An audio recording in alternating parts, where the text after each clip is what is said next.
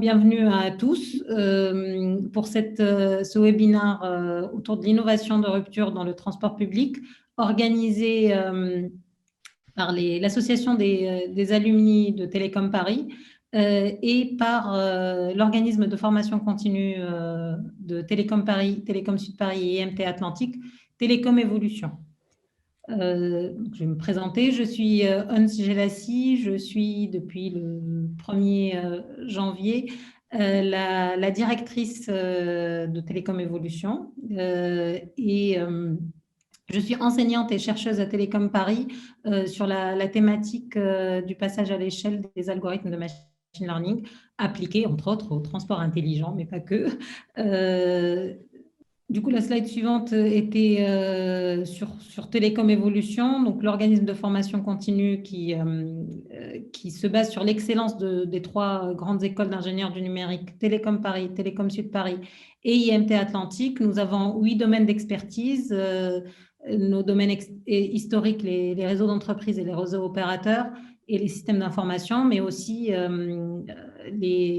plusieurs domaines d'application, donc les big data et l'intelligence artificielle, l'Internet des objets et le transport intelligent dans lequel s'inscrit la thématique de ce webinaire et pour lequel on a une offre de formation continue que je présenterai tout à l'heure, des formations courtes et des formations certifiantes.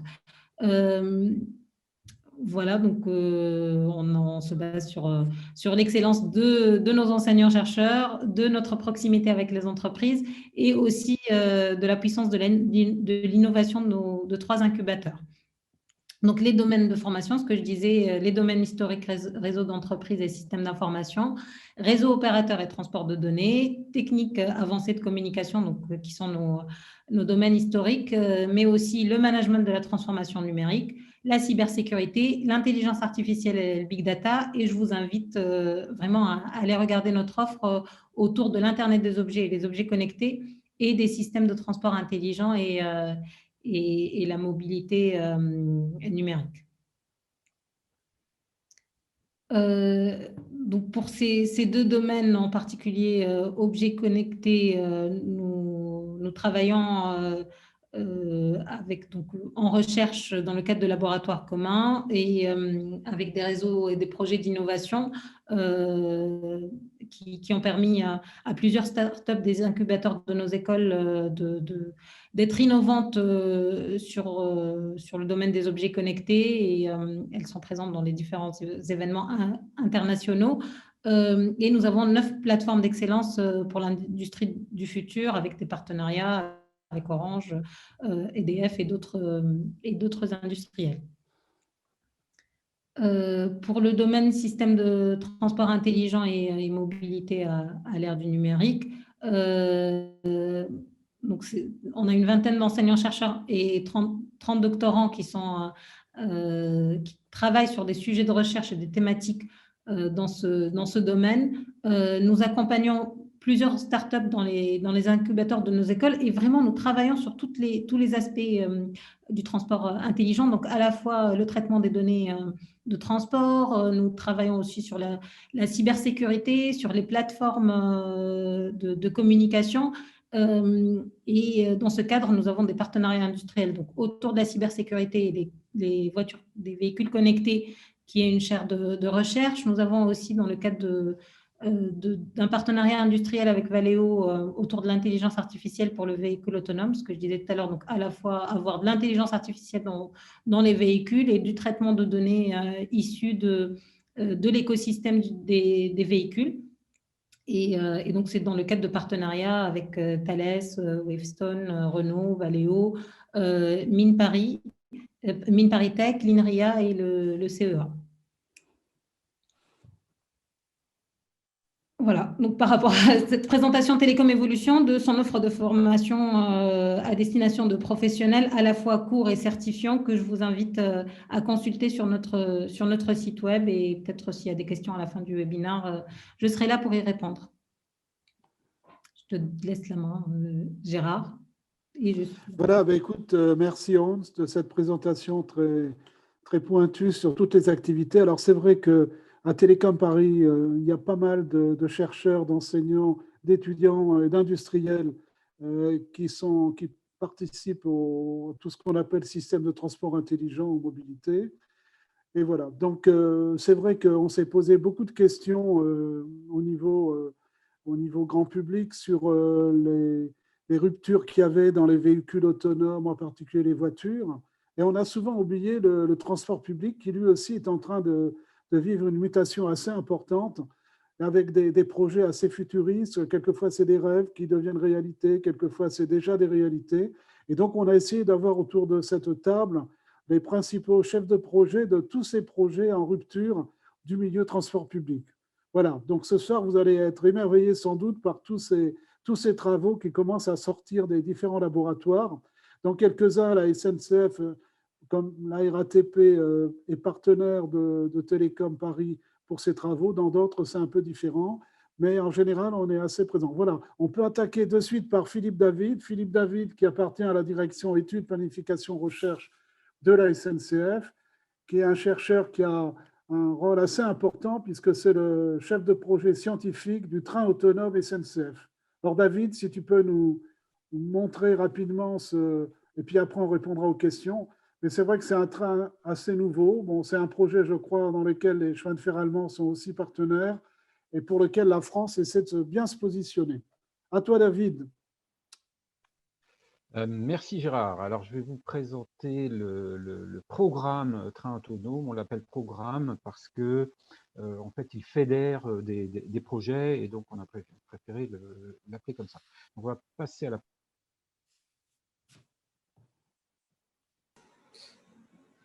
Philippe, on ne vous entend plus, je pense. Ah, voilà, vous m'entendez? Oui, maintenant. Oui, oui. Alors c'est peut-être mon micro qui est un peu loin. Donc, je disais, le train autonome, il surfe sur la vague de la transition écologique. Il apporte des réponses. Donc, on le présente un peu comme ça, puisque c'est un peu dans l'air du temps. Donc, son rôle, ça va être par exemple, augmenter les fréquences de train dans les zones denses. C'est de développer l'offre ferroviaire. C'est pas simplement le transformer, c'est le développer. Et c'est aussi de proposer des nouvelles solutions sur, par exemple, les petites lignes, les réouvrir. C'est améliorer des bilans économiques ou proposer des solutions au fret qui est en concurrence et qui a du mal à vivre. Suivant, s'il vous plaît.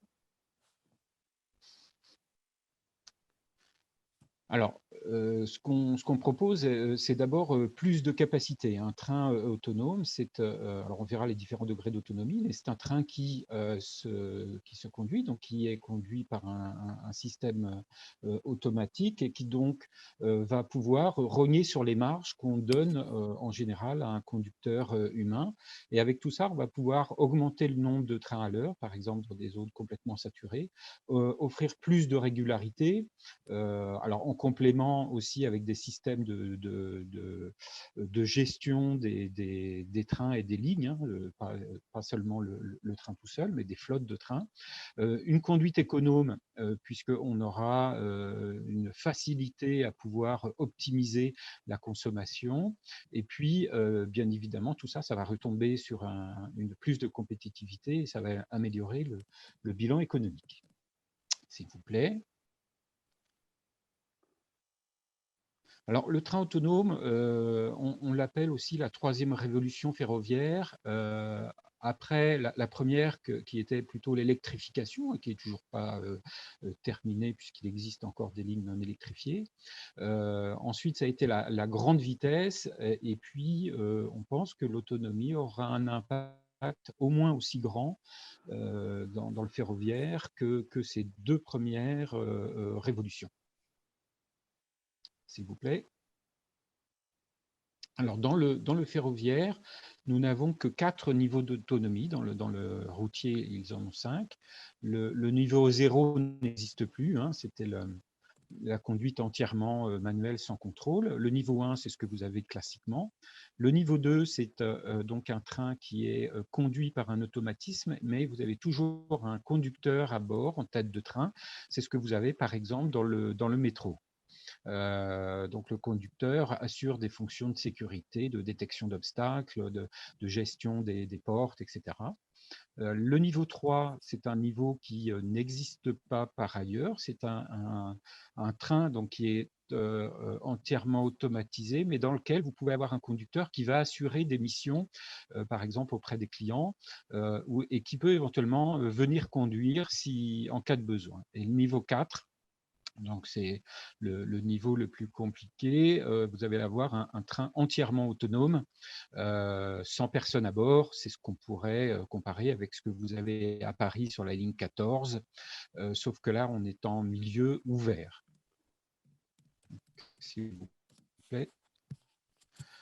Alors bien sûr, on va faire appel à pas mal de technologies. Dans un contexte qui reste à préciser, si on le compare à la voiture autonome, les grandes différences, ça va être la première que un train, un automatisme, on va dire, de train autonome, à part réguler la vitesse, freiner, accélérer, etc., gérer des problèmes et des aléas, n'a qu'une décision binaire à prendre, c'est est-ce que je dois freiner en urgence ou pas, en fonction d'obstacles qui peuvent arriver. Pour le reste, ça va être de la robotique plutôt classique.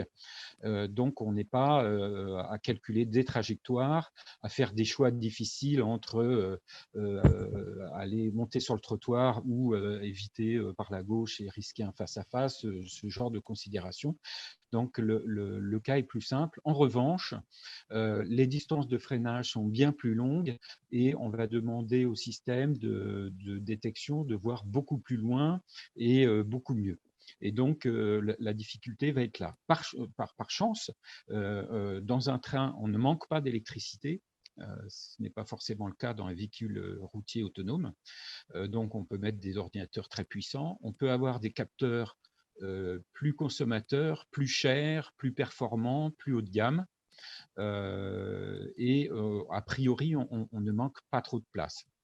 Ça, c'est assez important, donc ça nous permet de pouvoir faire mieux. En revanche, nous sortons du marché des capteurs du véhicule routier autonome qui va chercher plutôt des capteurs bas coût et on va chercher des performances plus importantes. Donc, on ne va pas forcément toujours être tiré par ce marché. Voilà. Donc, toutes les technos, on va retrouver bien sûr tout ce qui est intelligence artificielle, télécom, fusion de capteurs, de la data avec la connaissance de l'environnement et de la cartographie, de la géolocalisation, etc. etc. Donc, ça va être plutôt classique. Ensuite, alors, concevoir et imaginer un train autonome, c'est bien, mais lorsqu'on va vouloir l'acheter, il faut que des gens puissent y répondre. Pour y répondre, il faut qu'on ait un écosystème qui soit compétent dans le domaine et qui sachent et qui comprennent un petit peu un cahier des charges qu'on pourrait leur adresser. C'est pourquoi on ne travaille pas tout seul, mais en réseau et avec beaucoup de partenaires. Donc, vous en avez les principaux ici. Nous avons tout d'abord des instituts de recherche. Donc, on a cité nos 3 grands partenaires, mais on en a d'autres. Donc, notamment les 2 IRT Systemix et Relenium qui nous accompagnent dans nos 2 projets de développement prototype, et le CNES plus pour des aspects télécom. Les industriels sont bien sûr impliqués, donc des équipementiers, des constructeurs. On voit Apsys, c'est une filiale de Airbus qui est dans le domaine de la cybersécurité, etc., etc. Et puis, de l'autre côté, donc, des instances européennes. Bien sûr, tout se fait au niveau européen et donc nous sommes impliqués dans les programmes de recherche Shift to Rail et d'autres et nous discutons beaucoup notamment avec la Deutsche Bahn, mais pas que, nous discutons aussi avec les Russes, les Italiens, les Japonais, etc. Pour qu'ensemble nous puissions spécifier un train autonome qui marchera. Bien sûr, les autorités publiques sont impliquées, notamment l'ANSSI qui est donc l'instance, l'Agence nationale de cybersécurité. Le PSF, c'est l'agence de certification ferroviaire qui va devoir nous autoriser à faire rouler les trains, donc il a intérêt de savoir de quoi on parle. Et puis, bien sûr, le ministère des Transports. Et donc, en travaillant avec tous ces gens-là et en grandissant ensemble, on va pouvoir se faire une idée de ce que c'est le train autonome et spécifier quelque chose qui va marcher. Voilà, vous allez voir que c'est assez ambitieux. Donc, slide suivante. Oui, s'il vous plaît, voilà. Donc, nous avons 4 gros projets en parallèle et puis d'autres petits projets qui sont moins importants qu'on ne cite pas là.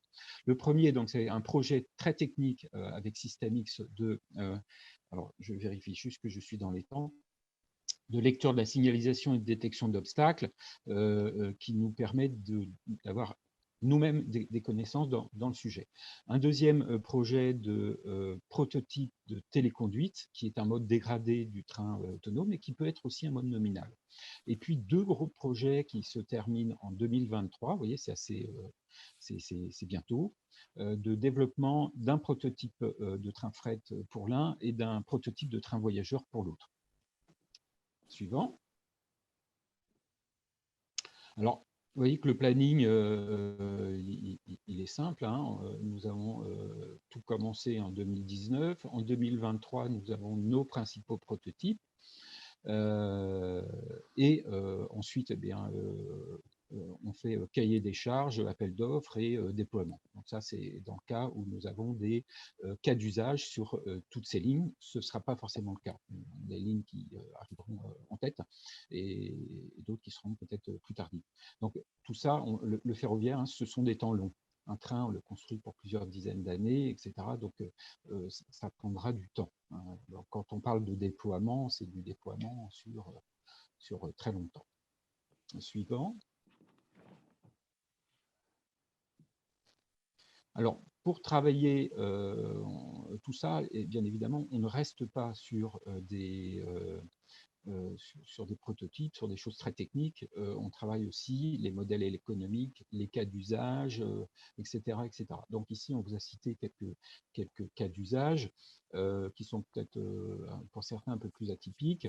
Il n'y a pas que du train normal, vous avez aussi ce qu'on appelle les parcours techniques. Donc par exemple, un train qui vient du dépôt et qui doit arriver en gare peut très bien être autonome. En plus, il n'y a personne à bord, donc pour les questions de sécurité, c'est plus facile. Il peut revenir à son dépôt tout seul, on peut faire des manœuvres, etc. Et puis, vous avez des modes intermédiaires, des conduites assistées, des choses comme ça. Donc, vous avez un projet qui est déjà très bien avancé sur le GOA2, qui est sur la ligne RERE. La partie intra-muros de Paris va être en GOA2. Donc le conducteur sur cette partie-là ne conduira pas et cette partie-là sera en autonome, ce qui va nous permettre d'ajouter des trains à l'heure sur cette boucle de ligne. Alors on cite aussi un mobile de reconnaissance de ligne, ça peut être aussi un des cas d'utilisation de l'autonomie, hein, c'est d'avoir un mobile qui va faire de la reconnaissance de ligne voilà, pour vérifier que tout va bien. Alors, pour terminer, dans ce projet, nous avons 4 enjeux majeurs qui sont, pour le premier, l'évolution des métiers. Alors, ce qu'on dit aux conducteurs, hein, d'une part, c'est que tous les conducteurs qui conduisent aujourd'hui conduiront jusqu'à leur fin de carrière. Nous, ce que nous faisons, c'est que nous créons des opportunités et notamment sur les petites lignes, de réouverture de lignes ou d'augmentation de trafic sur certaines lignes. Voilà. Et nous allons créer bien sûr de nouveaux métiers, donc par exemple un métier de téléconducteur, des métiers de supervision, etc. Donc l'humain sera toujours assez proche même du train autonome. Donc, bien sûr, on a un dialogue social, on a tout ce genre de choses. La sécurité, bien sûr, ne doit pas être lésée. Donc, il y a un aspect assez fort de démonstration de sécurité, d'évolution des normes et des enjeux de cybersécurité. Ce qu'on veut, c'est que le client se sente en sécurité et qu'on le lui prouve, qu'on soit sûr de nous. La partie européenne est importante puisque tout se fait au niveau européen. Les certifications françaises sont définies par l'Europe, donc on discute avec tout le monde, on essaye de participer à plein de choses et on est présent partout là où on peut l'être, puisqu'on n'a pas des moyens non plus infinis. Et puis la partie client, donc le client, bien sûr, devrait être sensibilisé à ces usages, mais il commence à l'être, notamment avec le métro. On veut lui offrir un niveau de service qui soit au moins aussi bon, mais certainement meilleur. Et surtout, on va essayer d'anticiper un petit peu la perception qu'il pourra avoir du train autonome et de la vie qu'il pourrait avoir avec ce train. Et donc, on lance beaucoup d'études sur ces sujets-là. Voilà, je crois être pile dans les temps. Pour petite explication, pouvez-vous juste expliquer, parce que la question a été posée, le GO A2, qu'est-ce que c'est? Alors, oui, c'est un des niveaux d'automatisme. Donc, GOA, ça veut dire Grade of Automation, donc niveau d'automatisme. Voilà. Niveau 2, c'est celui dans lequel on a un conducteur dans le train, mais l'accélération et le freinage sont gérés par l'automatisme. Avez-vous étudié l'impact sur les voyageurs d'un train autonome à grande vitesse? Autant sur les métros à faible vitesse, les gens n'ont plus peur maintenant, mais à grande vitesse, qu'est-ce que c'est encore une réalité des trains autonomes? Alors, dans les cas d'usage, à la SNCF, nous avons différentes parties. Il y a ce qu'on appelle la grande vitesse, les grandes lignes, et puis les trains du quotidien, Transilien, les TER. A priori, pour les lignes à grande vitesse, on conçoit plutôt du GOA2, c'est-à-dire qu'on aurait toujours un conducteur, mais pour augmenter le nombre de trains à l'heure, pour augmenter l'efficacité énergétique, etc., on serait en GOA2. Pour les trains du quotidien, on pourrait être plus facilement en GOA4, ou pour des trains de fret. Un TGV entre une gare et un dépôt pourrait être en GOA4, c'est-à-dire en full autonomie, lorsqu'il est vide. Vous voyez, en fait, les cas d'usage, on a des combinatoires possibles assez importantes. Donc, a priori, sur LGV, on aurait plutôt un conducteur. Le gain économique se fait sur le nombre de trains à l'heure. Et le conducteur, dans tous les cas, il peut être là. Mais après, il est assez difficile d'anticiper quelle pourrait être la réaction du public à ce genre de train. Bon, ils le vivent très bien à Paris sur des lignes de métro, mais dans des lieux assez confinés. La différence est le fait d'être en milieu ouvert et moins sécurisé. Et donc là, on regarde, on fait des études, on fait des sondages, on imagine des choses. L'imaginaire, en fait, n'est toujours pas créé. On n'a pas d'image à montrer. Donc, il est assez difficile. Est-ce qu'il y aura un conducteur à bord du train quand même? Comme dans les véhicules autonomes où, pour le moment, il y a toujours quelqu'un qui est à côté qui peut reprendre le volant. Alors, à partir du moment où un train est certifié GOA4, a priori, il n'y a pas de raison qu'il y ait de conducteurs, sauf peut-être dans une période de transition, parce que ce serait imposé par des systèmes de certification. Ensuite, je pense que dans la plupart des cas, on serait en GOA2 ou GOA3 avec des conducteurs, soit en cabine, soit en arrière du train. Mais en GOA4, si le train est certifié GOA4, il n'y a pas de raison qu'il y ait un conducteur à terme. Merci David, Philippe David. Maintenant, on va passer à une autre vitesse un peu plus importante, puisque là, on va passer du 320 km/h du TGV aux 500 km/h des trains à sustentation magnétique. Et c'est Gérard Coquery qui va nous exposer ses principaux projets mondiaux, voilà, qui maintenant commencent à voir le jour et commencent à rouler, à se lancer, à se traîner, disons, dans un certain nombre de pays plutôt asiatiques qu'européens. Si Gérard Coquery est là, ce serait intéressant de commencer directement. Alors, Gérard Coquery est un des spécialistes mondiaux des trains à suscitation magnétique et un pionnier français, puisque pendant longtemps, la SNCF hésitait dans les années 60, je ne sais pas combien, 70, entre les trains à grande vitesse et les trains à suscitation magnétique. Et le choix a été vite fait. Maintenant, à toi, Gérard, peut-être, pour rentrer dans les détails de ce combat technique entre une technologie contact courant et une technologie à champ électromagnétique. Oui, donc bonjour à tous. Voilà. Bon, je vais donc faire cette présentation avec un nombre de slides un peu trop prolixe, mais on va essayer de chanter pour trouver. Donc, voilà, ce slide vous présente un panorama un petit peu des recherches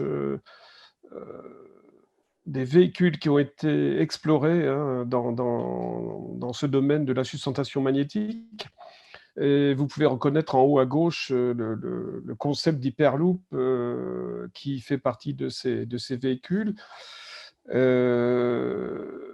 Mais en bas à gauche, vous avez un ancêtre, le Transrapid, et son tandem allemand, japonais et allemand. Donc à gauche, c'est le Transrapid, une solution allemande, et à droite, japonaise, une solution dite à lévitation magnétique, et à gauche, à sustentation magnétique. On va rentrer un petit peu dans le détail. Et puis sur la partie de droite, en haut, vous avez le futur projet chinois hein, de véhicules à sustentation magnétique à 600 km/h.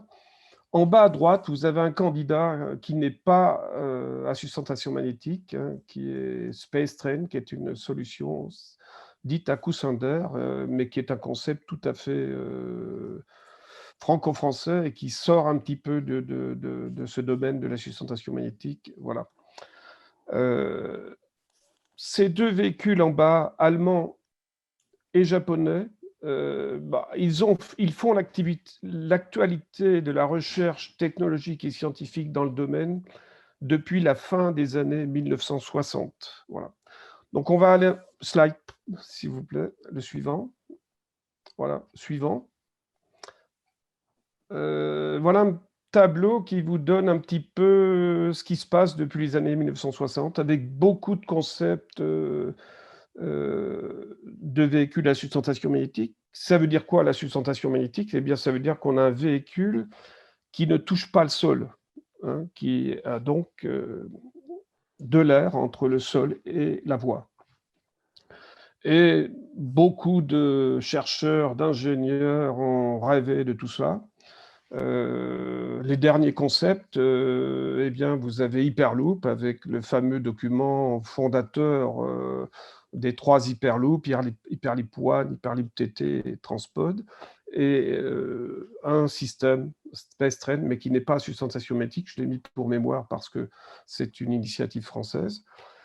Toutefois, quels sont ceux qui sont allés vraiment au prototype aujourd'hui, jusqu'à maintenant? Eh bien, hormis un vieux système que vous pouvez aller voir dans les archives et sur Internet qui s'appelle l'aérotrain, mais dont le projet a été arrêté en 1974, parce qu'il fallait choisir entre une solution ferroviaire et une solution, disons donc, très révolutionnaire à l'époque. Et donc, on a choisi le TGV, et on a bien fait de toute façon à l'époque, parce que nous n'avions pas les technologies pour aller jusqu'au bout de l'aérotrain. Et vous avez les deux solutions, Transrapid et Maglev, qui sont aujourd'hui... alors, la solution allemande est arrêtée en 2006, mais vous pouvez voir dans les lignes en service ou en construction, donc dans la zone verte, que ce système Transrapid est en action, en fonctionnement, en exploitation depuis 2004, entre l'aéroport de Shanghai et la première ligne de métro, si vous voulez, et qu'il fonctionne quotidiennement à environ 430 km/h. Hein. Donc, on a fêté les 15 ans d'exploitation il y a 1 ou 2 ans. Dans les prototypes, vous avez donc le Maglev japonais, qu'on appelle aussi SC Maglev. On va rentrer un petit peu dans le détail. Et là, les Japonais sont en train de construire une ligne une première tranche de 286 km qui commencera ses essais en 2024 et devrait être opérationnel en 2027. Nous avons ces prototypes d'Hyperloop aux USA, dont on parle quotidiennement dans la presse, et ces prototypes de maglev chinois, maglev 600, dont la Chine a déjà des véhicules, mais pour des transports, cette fois urbains et suburbains, qui vont à entre 130, 120 et jusqu'à 200 km/h aujourd'hui. Mais ils ont annoncé en 2020 la construction d'une ligne qui serait opérationnelle en 2030, 2035. Voilà. Slide suivante, s'il vous plaît. Donc, prochaine, s'il vous plaît. Oui, juste une petite transparent pour rappeler le pneu chaussé, les contacts roue-rail, donc, et puis les 3 systèmes qui permettent de s'affranchir du contact avec le sol, le coussin d'air, la traction magnétique et la lévitation magnétique. Et donc, tout le programme allemand a été focalisé sur un système par attraction magnétique, tout le programme japonais a été focalisé sur un système à répulsion électromagnétique. Voilà. Donc, bien sûr, chacun a ses caractéristiques en termes de capacité de sustentation, de consommation d'énergie, de résistance à l'avancement. En ce qui concerne simplement les problèmes de sustentation, que ce soit roue-rail jusqu'à la sustentation magnétique. Slide suivante, s'il vous plaît. Voilà un certain nombre d'avantages et d'inconvénients, mais il est certain que le gros avantage de la sustentation magnétique, c'est de s'affranchir du contact avec la voie. Et donc, plus de problèmes d'adhérence pour accélérer, pour freiner, pour monter les pentes, les côtes, quoi. Donc, un apport qu'on peut voir tout de suite, c'est l'absence complète d'usure de la voie par contact, ce qui n'empêche pas la fatigue de l'infrastructure du fait de la charge linéique. Mais cette fois, le véhicule n'appuie pas plus ponctuellement sur la voie, mais sa force d'appui est distribuée au gré de l'implantation, de la fixation des systèmes électromagnétiques. Voilà, on peut 2 types de moteurs, un moteur linéaire asynchrone qui a été abandonné pour la très grande vitesse, qui permet une voie très simplifiée pour les systèmes à faible vitesse, jusqu'à environ 300 km/h, mais pour des vitesses de 4, 500, 600 km/h, la sustentation magnétique aujourd'hui, la grande vitesse, c'est 500, 600 km/h. Sauf Hyperloop, dont peut-être Fabien parlera avec un objectif de 1200 km/h. Mais le moteur synchrone, je vais me focaliser un petit peu sur cette image. Le moteur synchrone, c'est un moteur, le moteur est dans la voie, donc la voie est bobinée. Alors bien sûr, on va tout de suite réfléchir au coût que ça peut avoir, hein. Et le véhicule est passif, et ça va être un véhicule complètement de niveau GOA4, voilà, c'est-à-dire que il n'y a plus besoin, il n'y a pas de conducteur, le véhicule est piloté par le moteur dans la voie. Slide prochaine, s'il vous plaît.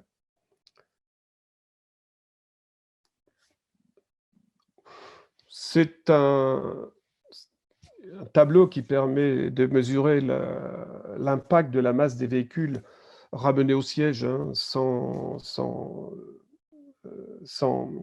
comment dire, sans carburant incorporé dedans. Et entre la 2 chevaux et le TGV et les avions, etc., c'est intéressant parce que pour tous les véhicules à sustentation, eh bien, on s'affranchit du contact avec le sol, mais il faut bien dépenser de l'énergie pour soulever le véhicule. Et aujourd'hui, on voit que ces systèmes à sustentation magnétique sont quand même plus légers, malgré leur technologie magnétique, hein, qui fait appel à du fer, etc., que les systèmes ferroviaires. Slide suivante, s'il vous plaît. Suivant, ouais. Merci. Donc ici, 3 technologies pour la substantation magnétique. Une technologie par attraction, et là, ce sont des électroaimants. En face, on a un matériau ferromagnétique et bien, on produit le champ magnétique pour soulever le véhicule. Évidemment, là, c'est une prouesse à faire pour les gens qui font du contrôle-commande parce qu'il faut régler juste le courant et donc avoir un système très réactif. Ces premiers systèmes, la mise au point date des années 1982, 3, 4, avec l'apparition d'électronique de puissance. Donc, et l'entrefer, cette fois, à 500 km/h, il est de 10 mm. L'entrefer, c'est la distance entre le sol et le véhicule. 10 mm, 1 cm, hein, je répète, ce n'est pas une erreur.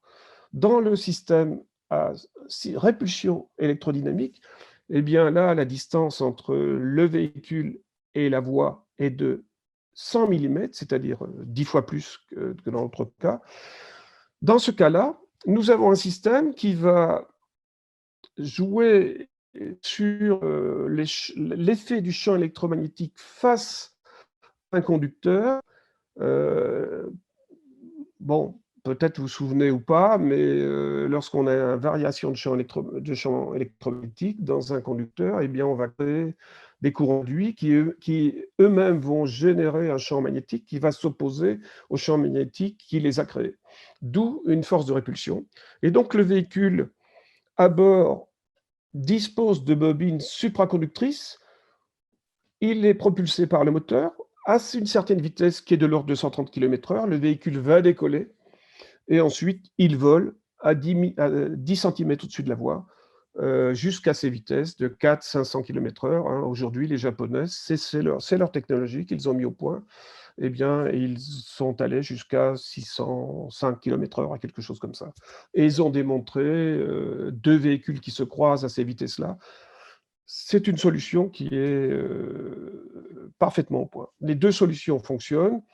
La troisième solution qui est basée sur en fait des réseaux liés, des réseaux d'aimants et des bobines aussi supraconductrices est un peu plus compliquée à mettre en œuvre et consommatrice de terres rares. Aujourd'hui, cette solution n'est pas développée industriellement. Hein. Slide suivante, s'il vous plaît.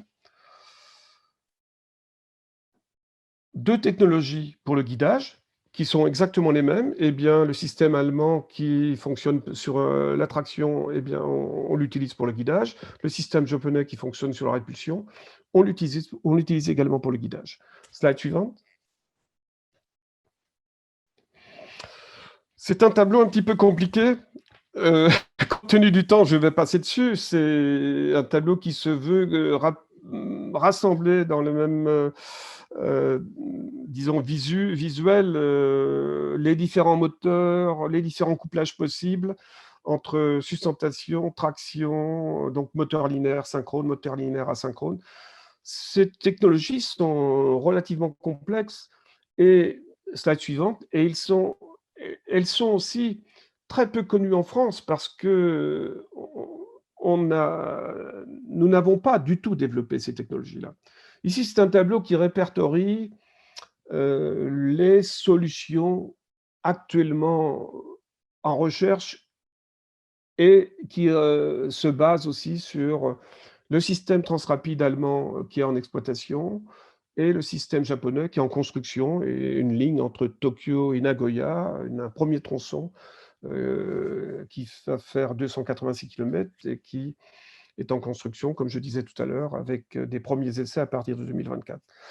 Mais là, nous avons donc les 3 familles, enfin la famille Hyperloop, hein, avec les 3 solutions, les 3 plus grandes, on va dire, actions qui sont menées.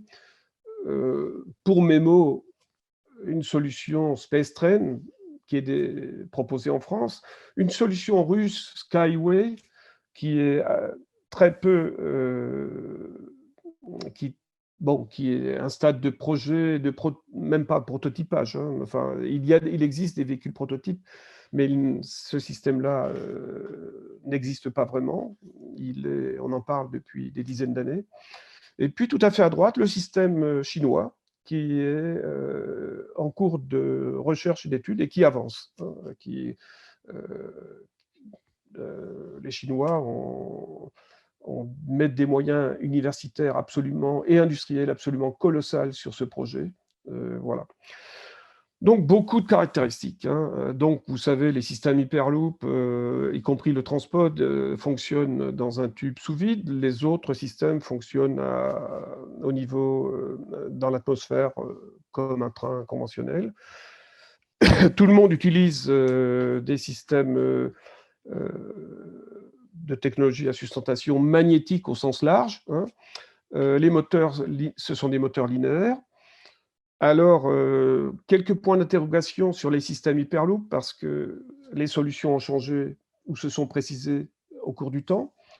Les systèmes, on va dire, très proches de l'opérationnel, enfin, qui ont transporté déjà des centaines de milliers de gens, hein. Donc, le système Transrapid des Japonais, SC Maglev, qui est la low série, eh bien, eux sont basés sur des moteurs linéaires synchrones. Donc, le moteur, la voie est le moteur, enfin, le moteur est dans la voie, hein, et voilà, ce sont des systèmes qui sont capables de transporter aujourd'hui plus de 400 passagers. Le futur système japonais entre Tokyo et Nagoya est prévu pour 1000 passagers. Quelques idées de la consommation d'énergie. Donc, vous voyez, autour de 80 Wh au siège par kilomètre. Les coûts. Alors, les coûts de la voie sont considérables, hein. On connaît à peu près les coûts des systèmes allemands, enfin, implantés en Chine, à côté de Shanghai, et des systèmes japonais. On sait que c'est de l'ordre de plus de 100 millions de dollars au kilomètre. Voilà. Comparativement, un TGV, c'est de l'ordre de 25 à 30 millions d'euros au kilomètre aujourd'hui. Donc, vous voyez alors, ce sont des systèmes qui sont tous conçus en voie surélevée ou en tunnel. Voilà. Slide suivante, s'il vous plaît.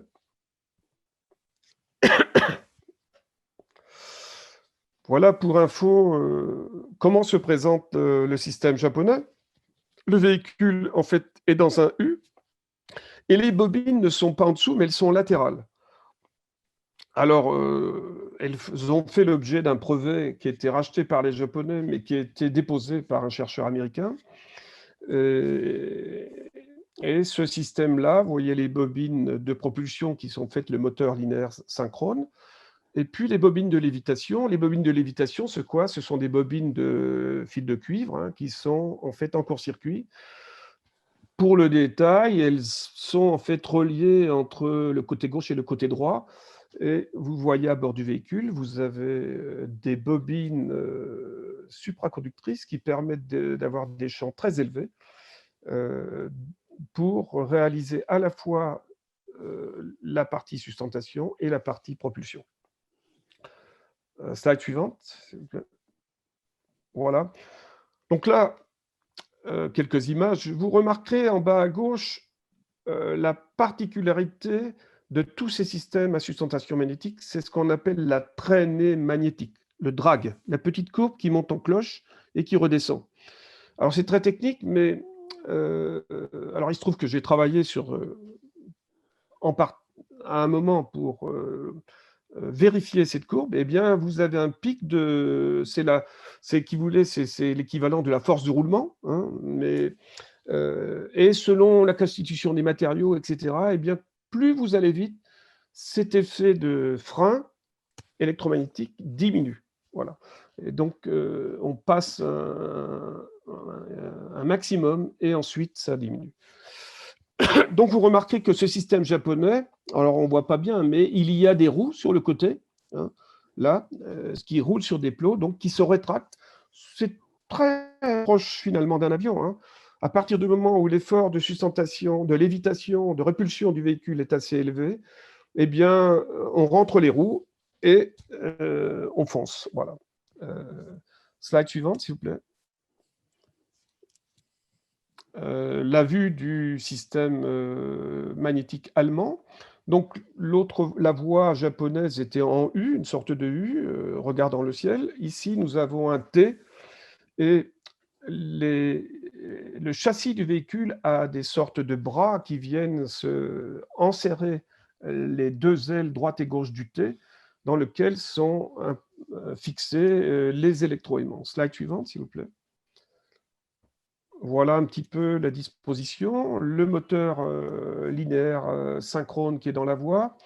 Et puis, le système de guidage qui est constitué de droite et gauche de deux électroaimants. Hein.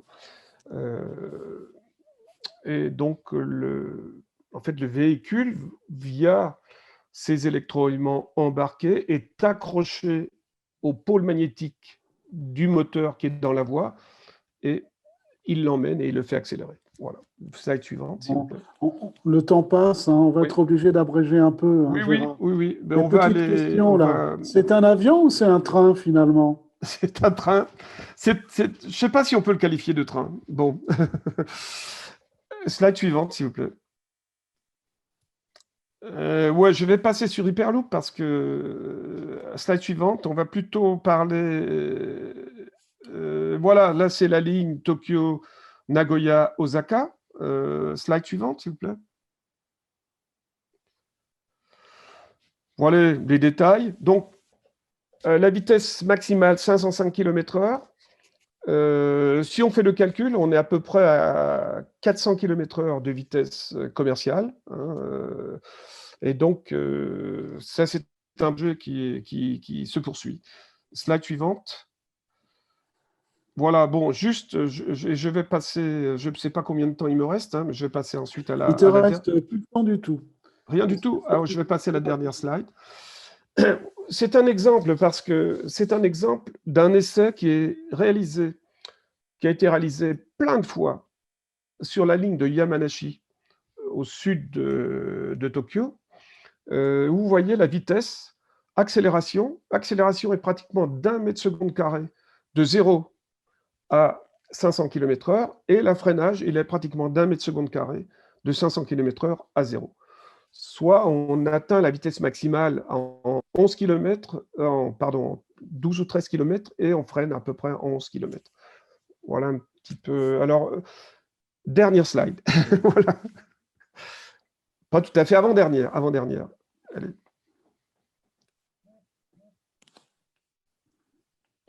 Voilà, bon, le résumé, en fait, c'est quel est l'intérêt de ce système-là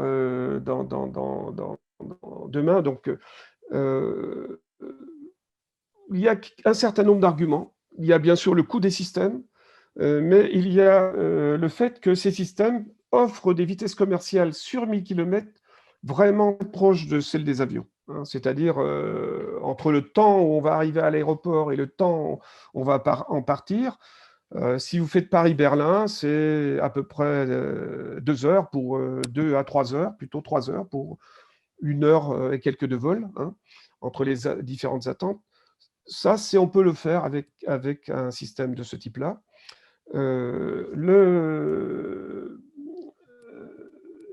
Évidemment, on parle beaucoup dans la jeunesse aujourd'hui, des mouvements de jeunes, de la honte un peu de prendre l'avion. Alors, on pourrait imaginer, pour relier certaines capitales, entre Paris, Bruxelles, Berlin, voire une ville intermédiaire en Allemagne, parce qu'en Allemagne, la grande vitesse est très difficile compte tenu de la liberté qu'on a de terrain pour implanter les voies. Ici, avec ce système-là, il faut aussi voir que l'implantation de la voie étant surélevée, nous ne produisons pas, ce système ne produit pas de fragmentation du territoire localement. C'est-à-dire que on peut continuer de circuler, de travailler des champs. Il n'y a pas de rupture territoriale. Il y a bien sûr des effets que l'on peut analyser comme négatifs, le champ électromagnétique, le coût, un certain nombre de paramètres de ce type-là. Bon, je m'arrête là. Je vous laisse si vous Très avez bien. des questions. Écoute, merci. On va peut-être passer rapidement, parce que le temps passe, à Fabien Letourneau, qui va nous présenter un truc complémentaire, disons, un système complémentaire de celui que tu viens de présenter, qui est Hyperloop. Et surtout, ce qui est intéressant, c'est que Hyperloop, la SNCF est présente dans le capital, si j'ose dire. Vous suivez, Fabien, avec pas mal d'intérêt, tout ce qui se passe, toutes les expérimentations. Si vous pouvez nous en parler, ce serait très intéressant. Merci. Oui, merci Gérard, j'espère que vous m'entendez bien. Alors, je vais essayer de ne pas répéter ce que nous a dit Gérard Coffret, puisqu'il a déjà un petit peu parlé de la technologie Hyperloop. Mais malgré tout, voilà, je vais essayer de donner quelques éléments qui sont un petit peu complémentaires et qui vont peut-être arriver à ce que vous ayez une vision un petit peu plus précise sur ce qu'est réellement Hyperloop. Et donc, le titre de ma présentation, c'est du rêve à la réalité. Effectivement, Gérard disait que sur les maglev avait déjà transporté des centaines de milliers de personnes. Hyperloop, pour l'instant, on en est à 4. Donc, alors on peut se dire 4, c'est pas beaucoup par rapport à des centaines de milliers, mais 4, c'est déjà 4. C'est-à-dire que ça existe déjà quelque part. Et donc voilà, c'était un petit peu ce que je vais vous raconter maintenant. Donc, slide suivant. Donc, tout d'abord, quelques mots quand même sur le concept. Ensuite, je vais vous parler de l'écosystème Hyperloop, les différentes sociétés, ce qu'elles font. Je parlerai également des verrous techno et des challenges qui restent, auxquels font face ces différentes sociétés. Quelques mots sur le business model, les enjeux économiques qui sont derrière, et puis également, j'aborderai un petit peu la partie confort client. Slide suivant. Alors tout d'abord, donc, effectivement, Gérard Coffret l'a déjà mentionné, mais le concept initial qui sous-tend Hyperloop a été présenté en 2013 par Elon Musk dans un Hyperloop Alpha White Paper, donc c'est le Hyperloop Alpha. Il présentait ce concept comme un 5e mode de transport et initialement, ce concept avait pour objet de relier Los Angeles à San Francisco avec un tube sous basse pression et des véhicules qui devaient se mouvoir donc dans un presque vide et qui devaient être en sustentation par, on va dire, sur coussin d'air. À l'époque, c'était coussin d'air, c'est même pas de la lévitation électromagnétique. Donc, bien évidemment, Elon Musk, tout le monde le connaît, c'est SpaceX, c'est Tesla, donc c'est pas un Uberlu, c'est quelqu'un qui a prouvé qu'il pouvait justement transformer un petit peu des rêves en réalité.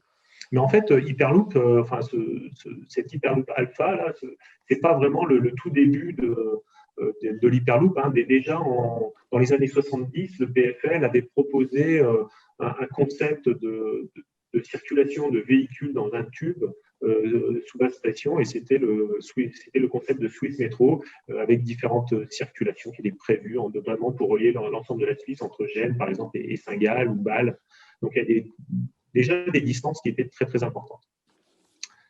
Et ce concept avait été abandonné à l'époque. Merci. Oui, slide suivant. Donc, le concept en lui-même, alors, je vous ai mis quelques slides, quelques points. Donc, tout d'abord, bien évidemment, le concept Hyperloop, c'est de l'hyper grande vitesse. Donc, c'est des vitesses qui sont au-delà de 1000 km/h, inférieures. Donc, on reste en subsonique, hein, c'est-à-dire qu'on ne dépasse pas les 1200 et quelques km/h, mais malgré tout, on tend vers cette vitesse du son. La deuxième grosse caractéristique, c'est la sustentation ou lévitation. Alors, je ne sais pas trop, Gérard, moi je ne suis pas autant hyper spécialiste que Gérard Coffret peut l'être, mais voilà, on a des forces électromagnétiques qui viennent soulever le véhicule et non pas et éviter tous ces frottements et donc cette perte d'énergie et cette usure. La troisième grosse caractéristique, c'est la propulsion par un moteur linéaire. Donc, alors, on va voir, mais le moteur linéaire, en fonction des sociétés, hein, ils envisagent soit ce qu'on appelle des stators longs ou des stators courts, c'est-à-dire qu'il peut y avoir soit, ça peut être la voie qui est alimentée, ou ça peut être également le véhicule. Une autre grosse caractéristique, c'est que ces véhicules, ce sont des petits véhicules, donc avec une capacité d'emport généralement d'une trentaine à 50 personnes. Et donc, une des grosses caractéristiques de l'Hyperloop, quand même, c'est que c'est un système de transport qui est beaucoup moins lourd que ne peut l'être le maglev ou que ne peut l'être le ferroviaire classique. Et donc, bien évidemment, de la basse pression, pour que ces véhicules puissent circuler à des grandes vitesses sans ces effets aérodynamique qui viennent le retenir, sans cette traînée aérodynamique.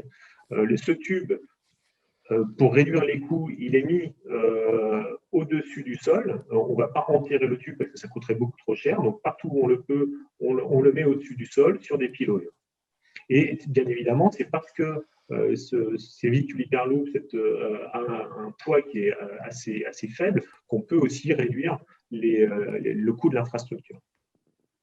Et puis, dernière caractéristique, c'est que généralement, les sociétés Hyperloop voient ce système de transport comme un système à la demande, c'est-à-dire qu'on n'est pas sur des grilles de circulation qui sont comme dans les trains avec des cadences données. Ils imaginent ça plutôt comme un transport vraiment à la demande, adapté aux clients.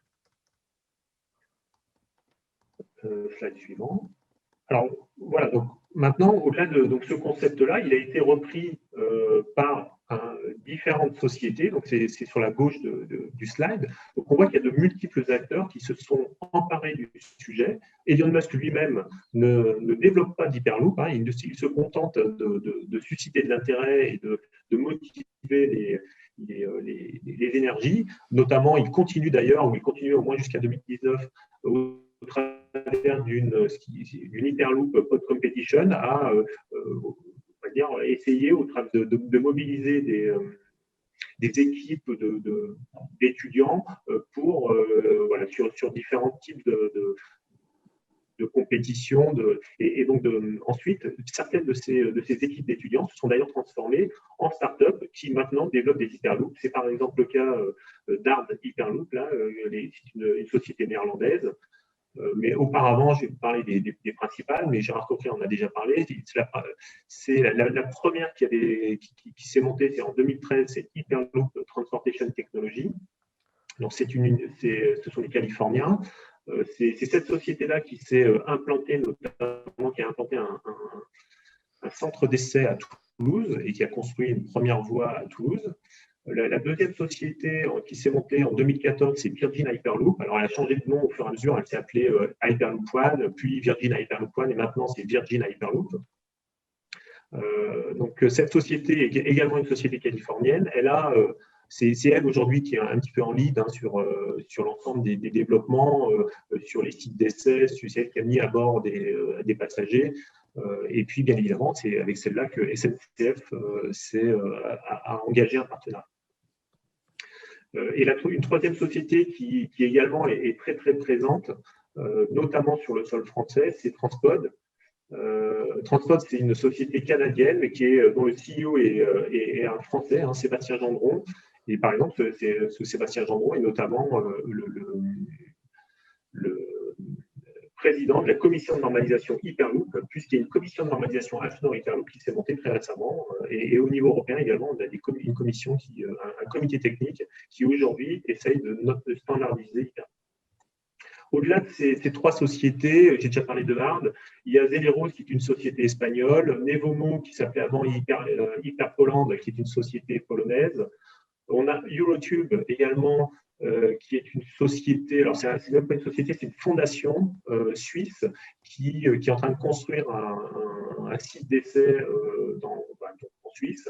Et puis, il y a également des Asiatiques, le KRRI, donc le Korean Railway Research Institute, qui développe aujourd'hui ce qu'ils appellent l'Hypertube Express, le HTX, et ils ont fait une première mondiale sur un modèle à 1/17e. Ils sont allés jusqu'à une vitesse de 1000 km/h en toute fin d'année dernière. Au-delà de ces sociétés, on a également un cadre réglementaire qui est en train de se mettre en place, à la fois en Europe et aux États-Unis.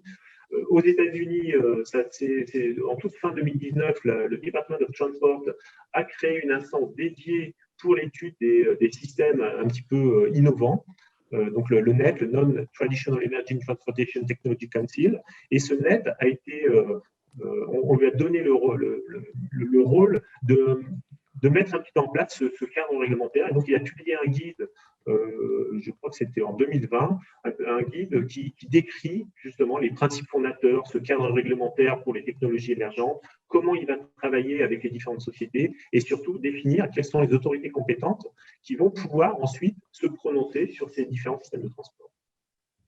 Côté européen, on n'est pas en reste, puisque il y a la DG Move et anime également un groupe de promoteurs Hyperloop. Donc, on va retrouver Transport, on va retrouver Hyperloop TT, on va retrouver Art Technology, on va retrouver Hyperloop, pardon, on va retrouver Zeleros.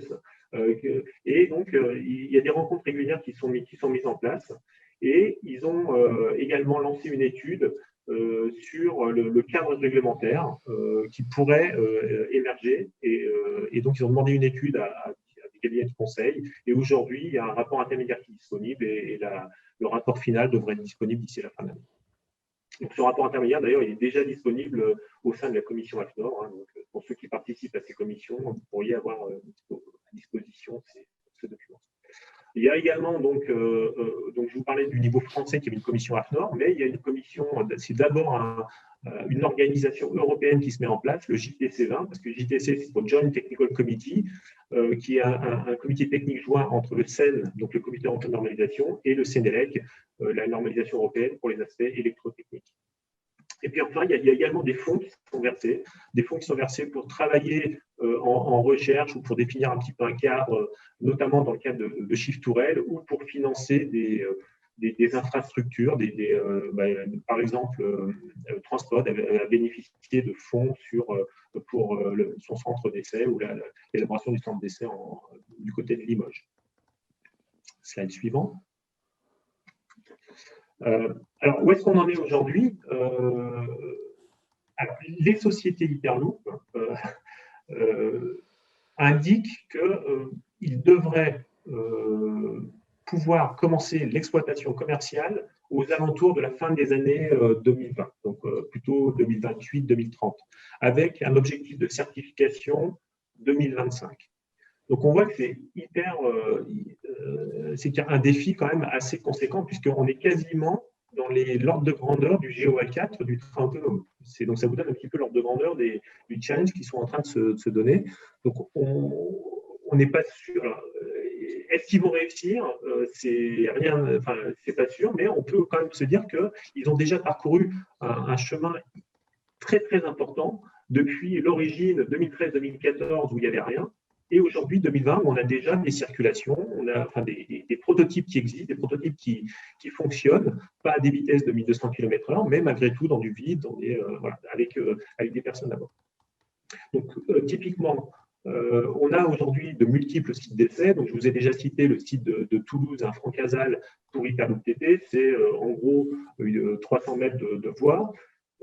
On a un projet pour Transpod d'implantation d'un site d'environ 1 km à l'échelle 1,5 pour faire des tests. C'est encore en projet. La construction, à ma connaissance, n'a toujours pas vraiment commencé. Il y a des études de sol qui ont été réalisées, mais la construction du tube devrait commencer prochainement. Et puis, aujourd'hui, le site le plus avancé, c'est celui de Virgin Hyperloop, qui se situe à Apex, dans le Nevada. C'est un site de 500 mètres de long qui existe depuis 2017. Et dès 2017, ils ont fait des tests à 100 personnes à bord. Tout d'abord, des tests, donc c'est un site à l'échelle 1. Et ça, c'est sur l'aspect réalisation marquant. Donc, ils ont fait des tests échelle 1 entre juin et décembre 2017. Ils ont abouti à des vitesses de l'ordre de 387 km/h. Cette vitesse n'étant pas a priori limitée par les capacités du système, en tout cas c'est ce qu'ils disent, mais plutôt par la longueur du tube disponible, bien sûr, parce que sur 500 mètres, ils ne pouvaient pas se permettre d'accélérer à des vitesses diaboliques. Et puis, donc là c'était 2017, mais beaucoup plus récemment, dans ce même tube, ils ont fait un test, donc Virgin Hyperloop a fait des tests avec des passagers, donc ils ont fait 2 circulations en tout et pour tout. La première circulation, c'est celle où vous voyez la photo, ça a été le 8 novembre 2020. À bord, il y avait à gauche, c'est Josh Giggle, qui est le CTO et cofondateur de Virgin Hyperloop, et à droite, c'est, alors je ne me souviens plus de son nom, Sarah, je ne sais plus, qui est la responsable expérience passager chez Virgin Hyperloop. Donc voilà, ils ont fait un coup, on va dire, pour démontrer que ce système pouvait emporter à bord, que le système Hyperloop existait. Alors, pour la petite histoire, ils sont allés à une vitesse de 171 km/h. bien évidemment, parce qu'il ne pouvait pas accélérer sur 500 mètres, encore une fois. Donc, une accélération limitée, une décélération limitée, un petit peu de marge pour éviter de s'emplafonner à la fin du tube. Et donc, on aboutit à 171 km/h.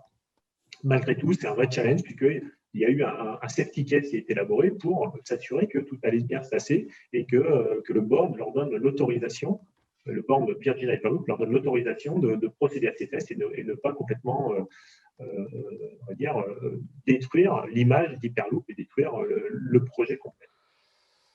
Et puis, au-delà de ça, pour le futur, il y a des centres de certification qui sont en projet. Donc, on en a un, notamment l'Hyperloop Certification Center aux États-Unis, toujours avec Virgin Hyperloop. C'est un projet à 500 millions de dollars qui, a priori, serait financé à moitié par l'État de West Virginia et puis à moitié, certainement, par Virgin Hyperloop, par l'intermédiaire de levée de fonds.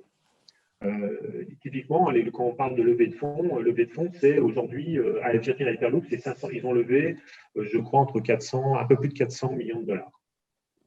Donc, c'est pareil. Et puis, donc, il y a d'autres centres Hyperloop qui sont en projet. Donc, il y en a un qui est en projet donc, au Netherlands, aux Pays-Bas, pardon.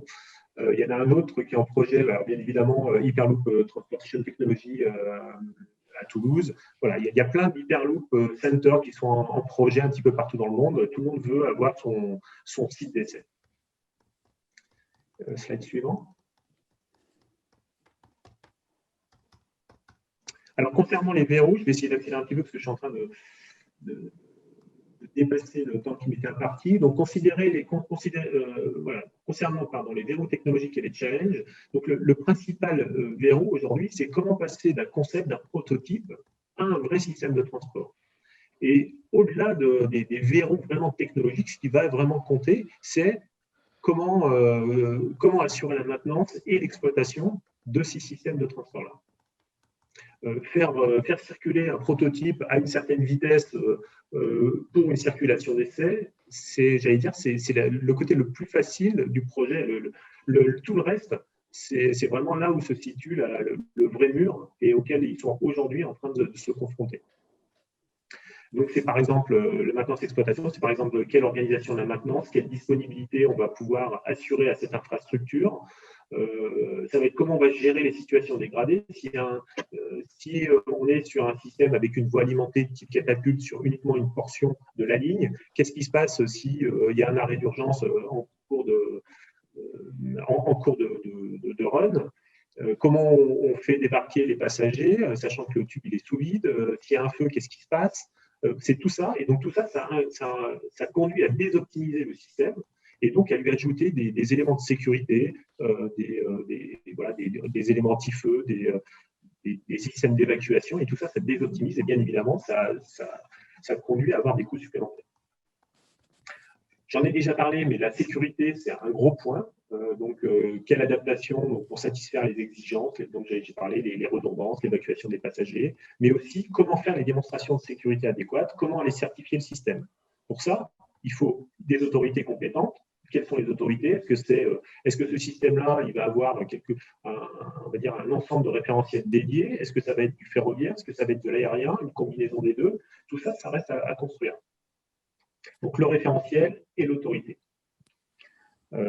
Ensuite, bien évidemment, il reste quand même des gros points durs côté design. Donc, en fonction des différentes sociétés, on peut avoir des systèmes qui ont la voie alimentée, donc un stator long, ou plutôt c'est le véhicule qui embarque l'énergie et qui va se propulser lui-même.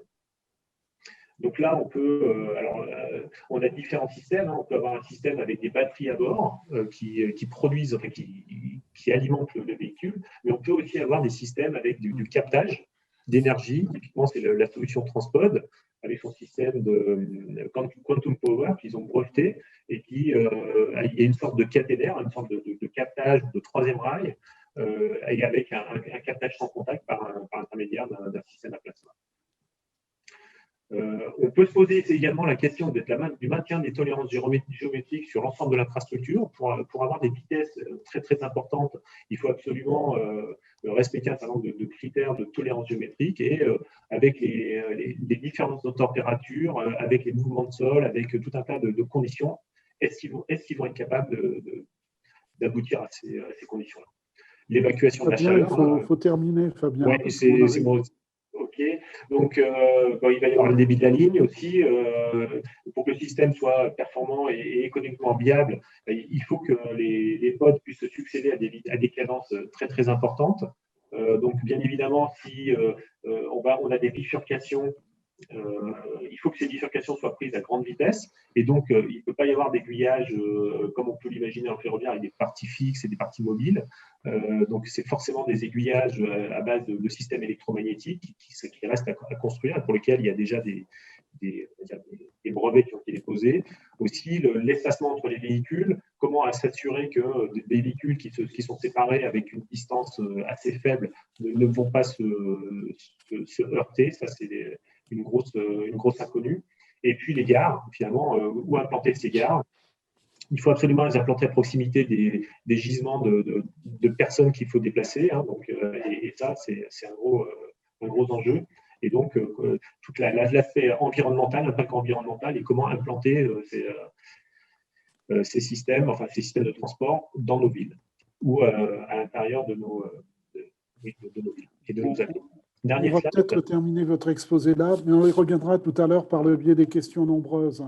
Allez, okay. Cette dernière slide, et puis je crois qu'on passera après.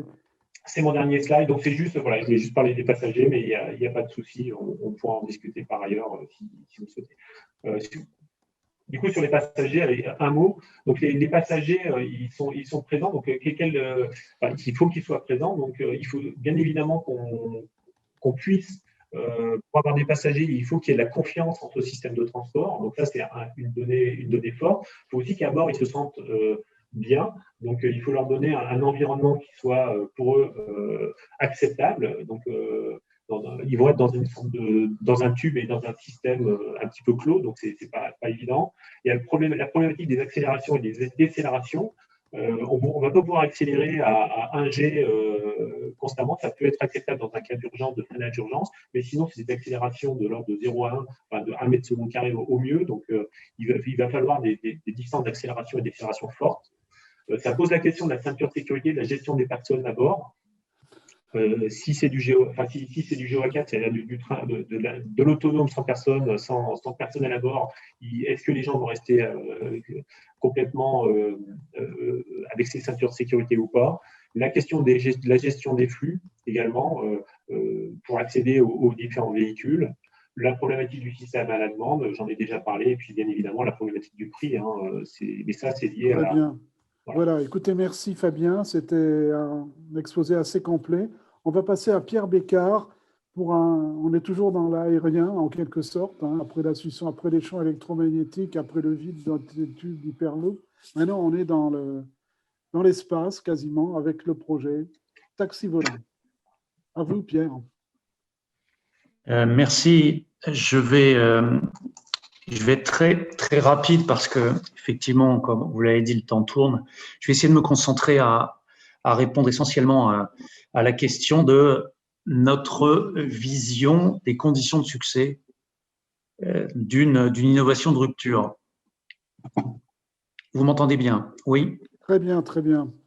Alors, quelques mots peut-être d'abord pour préciser de quoi nous parlons. Parlons d'un service reposant sur une infrastructure composée de vertiports, puisque c'est comme ça qu'on les nomme, les hubs stations de véhicules. Vous avez alors véhicules qui sont des aéronefs électriques à décollage et atterrissage vertical, de 2 à 4-5 places. Ici, vous avez l'image du Vahana d'Airbus, d'un système de contrôle aérien et bien entendu de la gestion des opérations et services aux clients.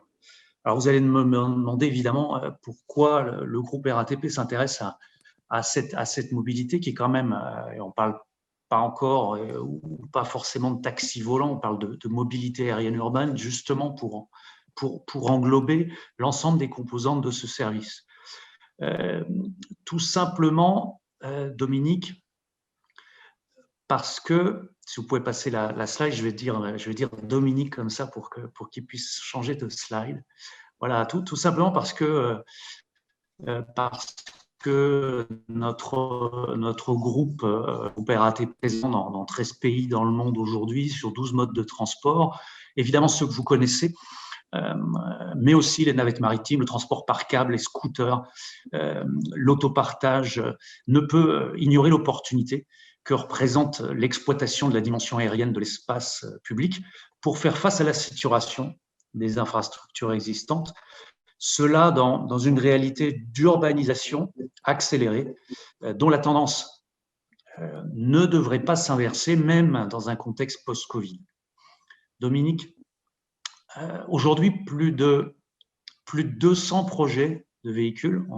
On est déjà, et on n'est plus du tout dans la science-fiction, puisque plus de 200 projets de véhicules eVTOL, c'est le terme anglais pour désigner ces véhicules à décollage et atterrissage vertical, ont déjà trouvé un financement dans le monde pour un montant total qui est aujourd'hui estimé à hauteur de 3 milliards d'euros, avec pour quelques-uns des niveaux de capitalisation qui sont supérieurs à 500 millions d'euros et une prise de position très très forte des constructeurs automobiles, Geely en Chine, Daimler, Toyota ou Hyundai.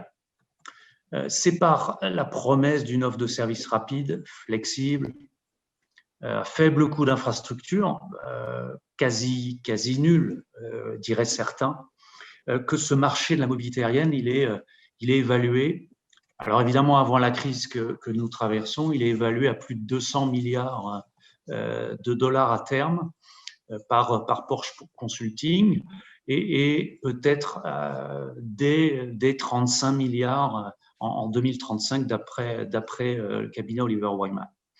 Alors évidemment, s'il est probable qu'il faille revoir ces prévisions au regard des évolutions nécessaires liées à la situation actuelle, évolution nécessaire du secteur aérien en matière d'usage, de transition énergétique, de digitalisation, mais aussi d'évolution des tendances en matière de mobilité qui devraient se poursuivre vers une forme de mobilité beaucoup plus souple, plus fiable, plus efficace et surtout à la demande, dans laquelle nous pensons aujourd'hui que cette mobilité aérienne urbaine s'inscrit parfaitement.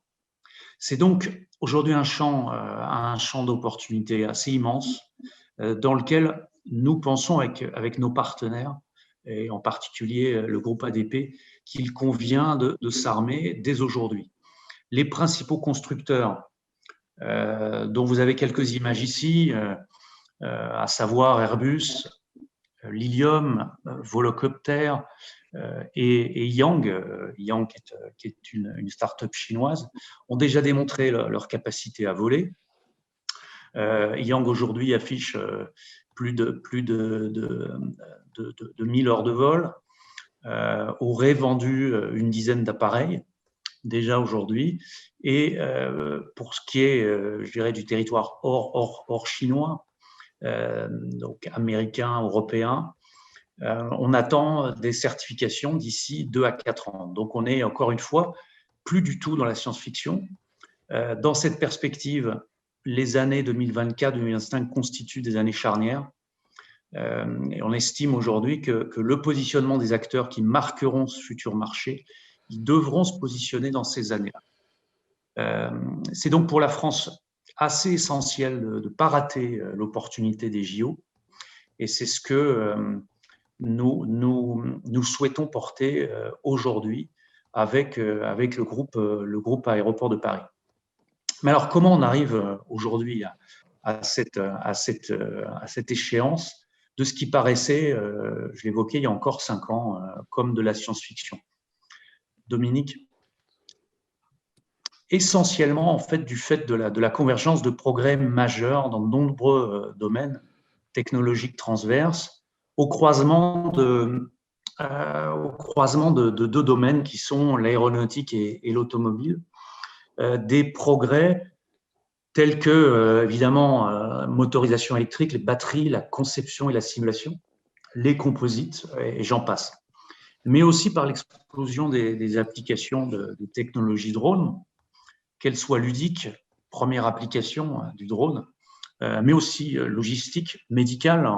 On a évoqué les applications assez fortes dans le cadre des épisodes et des derniers épisodes qu'on a pu vivre, et bien sûr militaire, il ne faut pas se le cacher, qui tire fortement le besoin d'innovation et permet surtout une massification et des baisses de coûts significatives.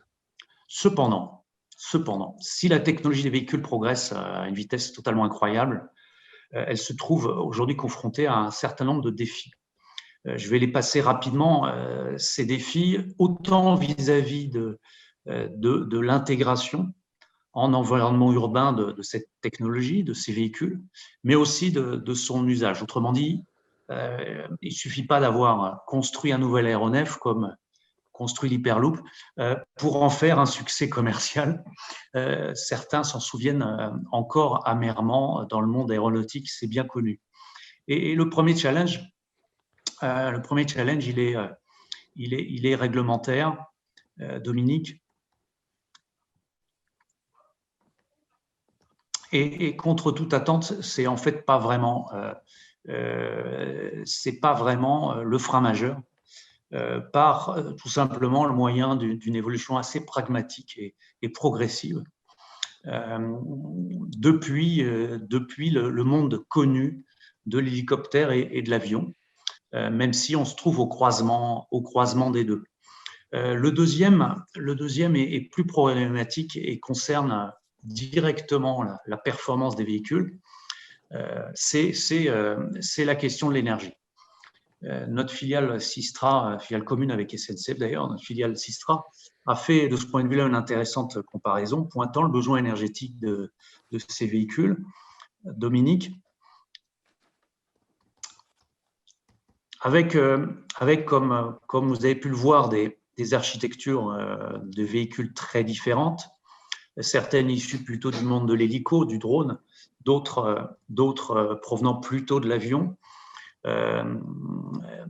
et un saut technologique que représente la propulsion par batterie, qui requiert de commencer avec des petits modules, qui affichent des autonomies qui sont relativement faibles. Vous le voyez ici, les premiers véhicules urbains que l'on peut attendre aujourd'hui présentent des autonomies de l'ordre de 30 à 50 km, avec évidemment une variabilité très forte liée aux conditions d'usage dépendant de phénomènes chimiques complexes.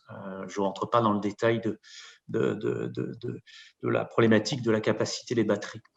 Et donc une consolidation qu'on attend, consolidation du marché, on parlait de 200 opérateurs, consolidation du marché qui est inévitable au regard de cette performance.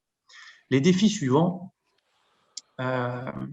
Dominique, ils portent sur l'acceptabilité du mode en environnement urbain, à commencer par la problématique de l'impact acoustique. On est bien placé ici à Paris pour se plaindre du bruit des hélicoptères. Les véhicules, ils sont bien sûr conçus pour limiter le plus possible le niveau de bruit audible au sol, notamment en multipliant le nombre de rotors, générant des bruits plus faibles et surtout des spectres de fréquences différents, plus larges. Les premières données disponibles, vous les avez ici,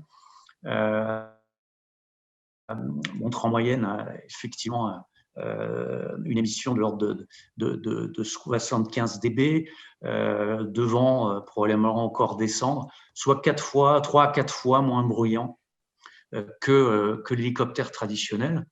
Mais ces données, elles disent absolument rien, mais vraiment absolument rien de la réaction des riverains impactés par ce service qui évidemment a vocation à être un service beaucoup plus régulier que ne l'est aujourd'hui un service hélicoptère. Il suffit d'aller dans les villes sud-américaines pour se rendre compte de ce que ça peut être. Ni évidemment des effets particuliers à un environnement urbain, des effets de résonance d'écho. Et puis enfin, le dernier défi, Dominique, et non des moindres, vise au développement des infrastructures numériques qui seront nécessaires à la prise en charge d'un nouveau flux nouveau flux aérien sans équivalent, absolument sans équivalent aujourd'hui. La Commission européenne prévoit ainsi 10 fois plus de drones que d'avions en activité aujourd'hui. Le contrôle aérien, il pourrait avoir, je reste en hypothèse, à prendre en charge 20 000 vols par ville et par heure, contre 30 000 par 24 heures aujourd'hui sur toute l'Europe.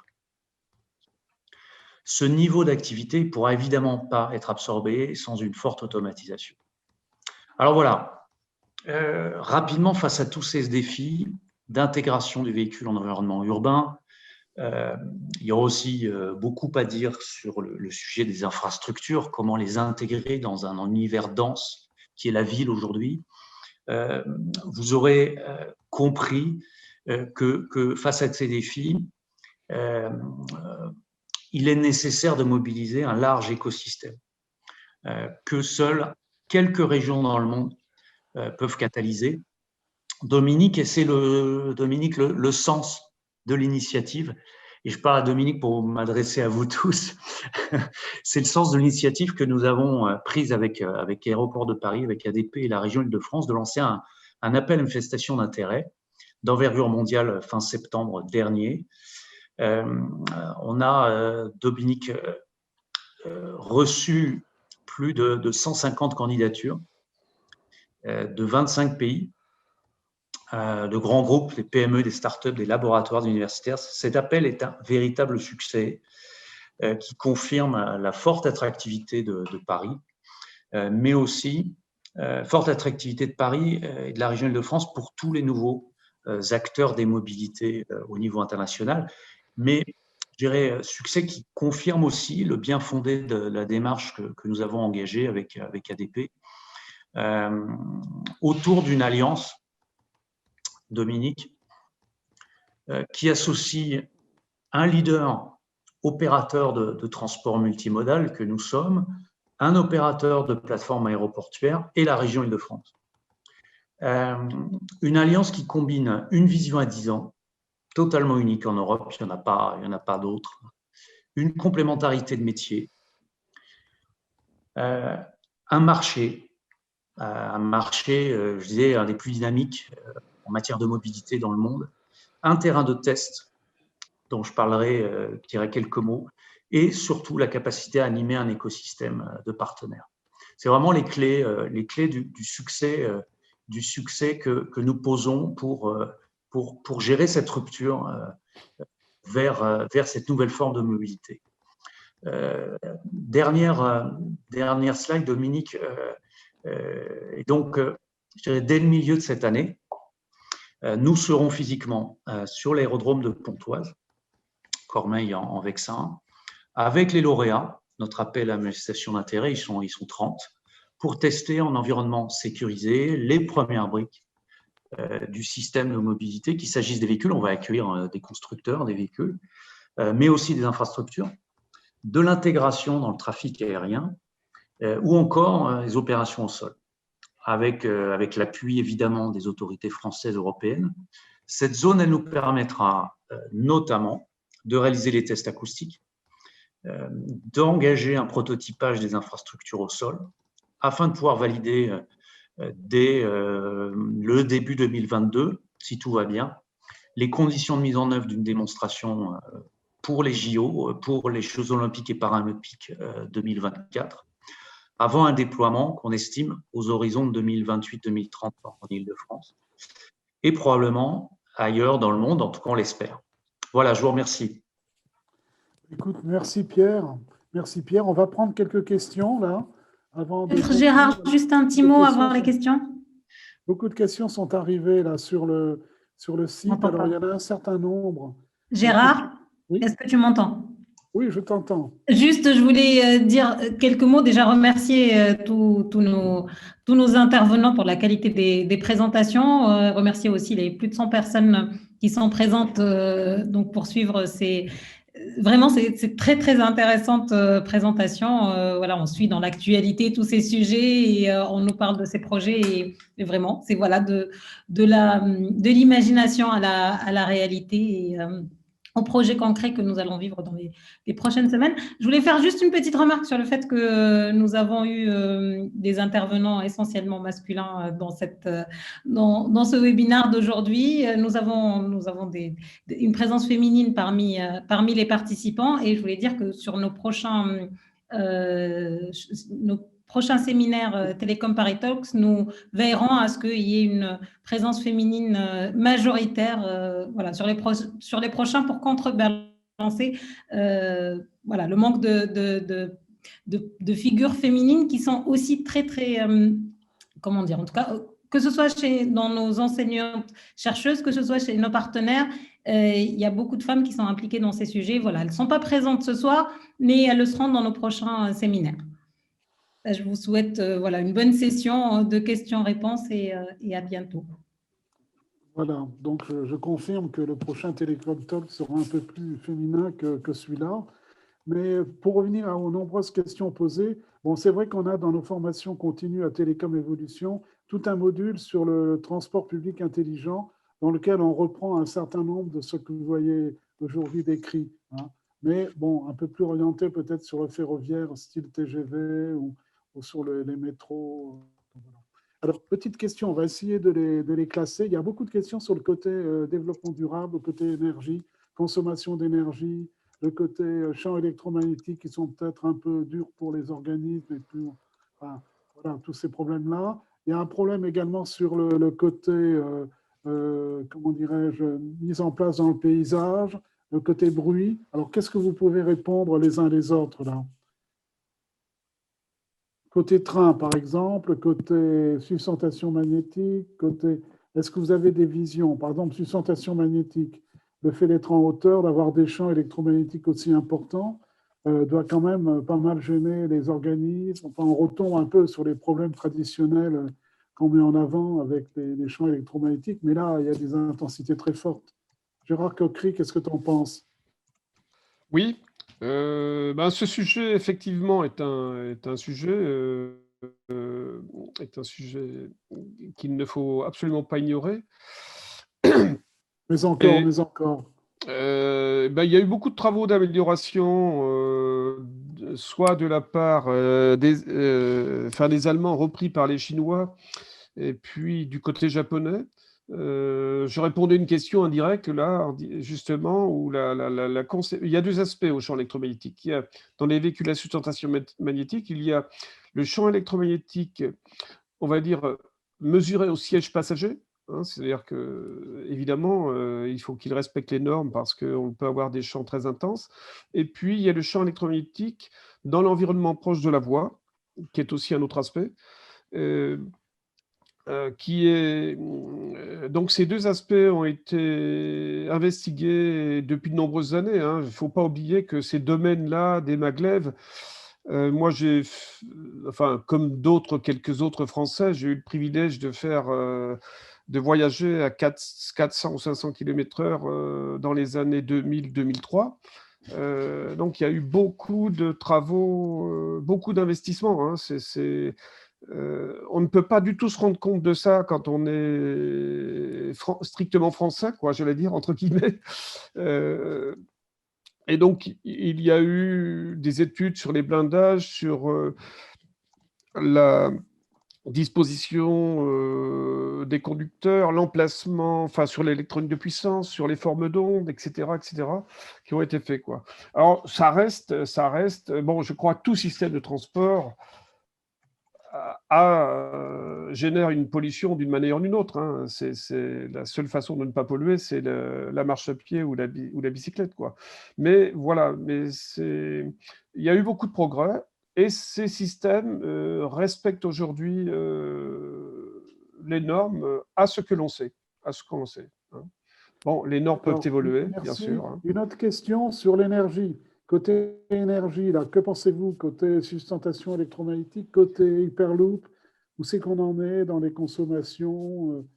Qu'est-ce qu'on peut envisager? Côté hélicoptère, enfin, taxi volant, est-ce qu'on a des ratios, est-ce qu'on a des idées par rapport au train autonome qui, lui, semble un peu plus économe en énergie? Côté maglev, je réponds vite, hein. Côté maglev, nous sommes environ entre 70 à 80, 90 Wh au kilomètre pour des vitesses de l'ordre de 500 km/h. Je crois que le TGV est plutôt autour de 30 à 40, mais bon, Fabien, enfin les spécialistes ferroviaires me diront.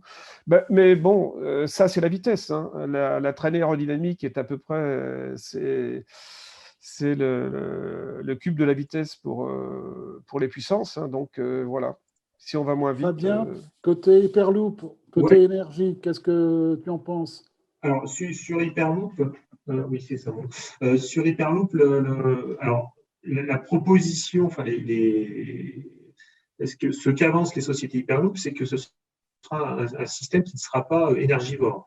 Et ils s'attendent à ce que le fait qu'il y ait des basses pressions permette de faire voyager les véhicules à haute vitesse sans dépense énorme d'énergie. Et il apparaît également que le fait d'avoir à pomper l'air dans le tube, ils arrivent à conserver assez, on va dire assez facilement le vide d'air à l'intérieur du tube sans avoir à repomper systématiquement de manière importante à l'intérieur du tube. Et bien évidemment, il y aura des systèmes de sas pour éviter que l'air rentre dans le tube à chaque fois qu'un véhicule soit à l'intérieur.